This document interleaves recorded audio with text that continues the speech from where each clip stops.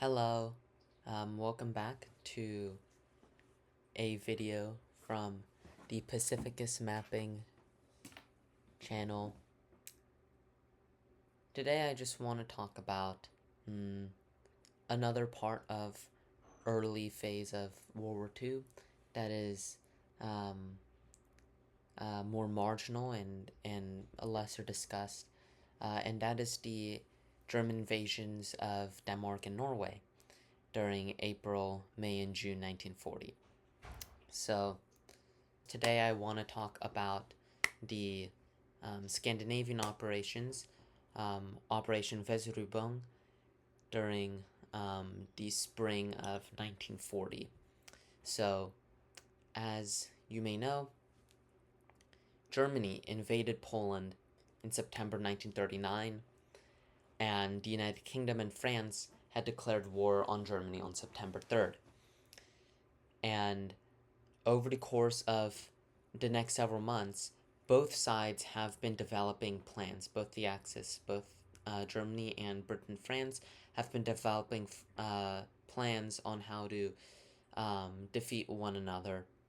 And German plan involved something slower at the start, but eventually a rapid maneuver into northern France to eliminate the bulk of the forces and then capture the rest of France, intended as a sort of a two-step invasion.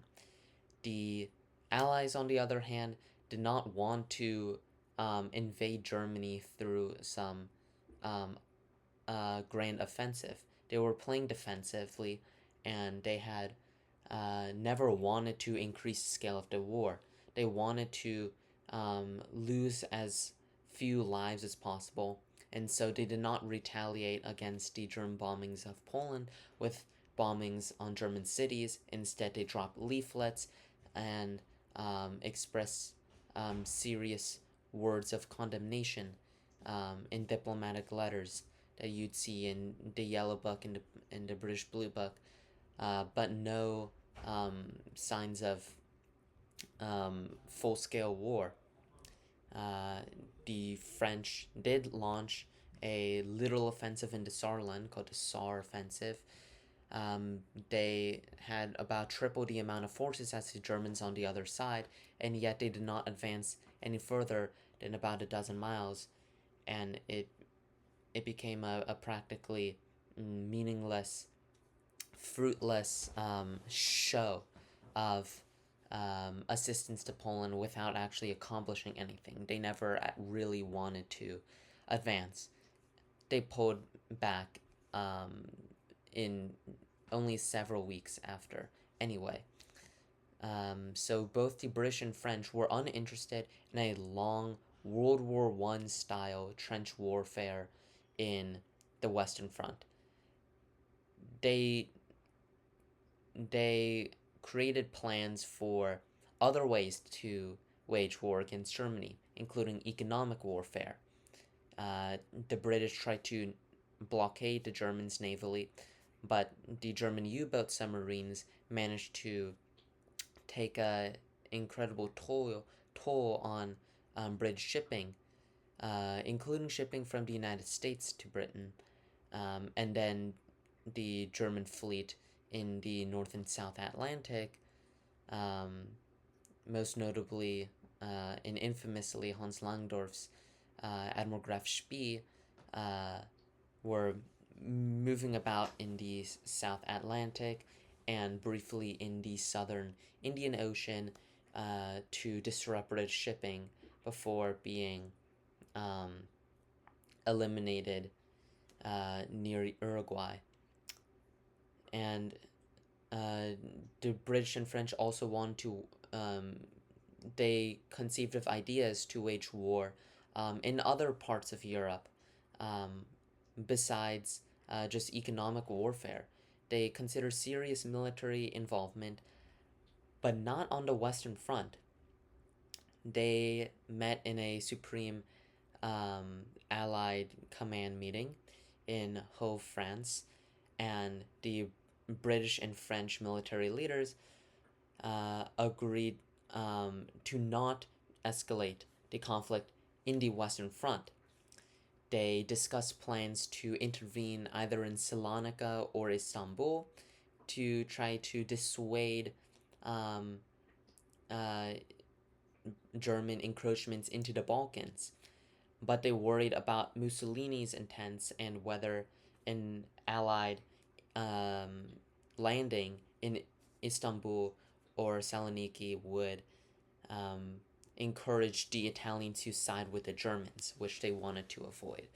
Secondly, they considered Operation Pike, which was a planned operation against the Soviet Union, who's supporting the Germans with oil supply.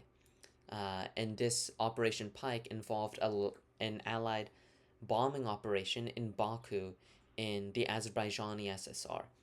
Now, this would have been essentially a declaration of war against yet another power, against the Soviet Union.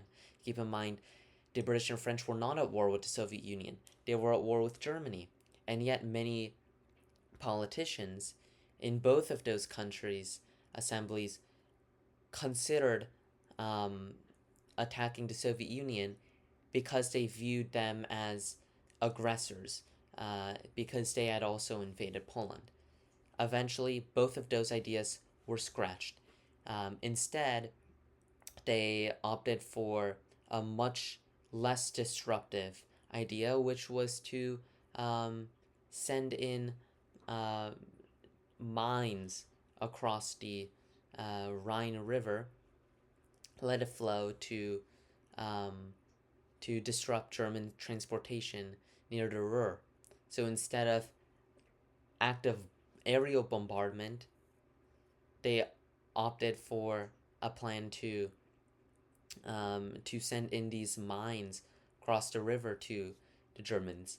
And even this was rejected because the French government was fearful.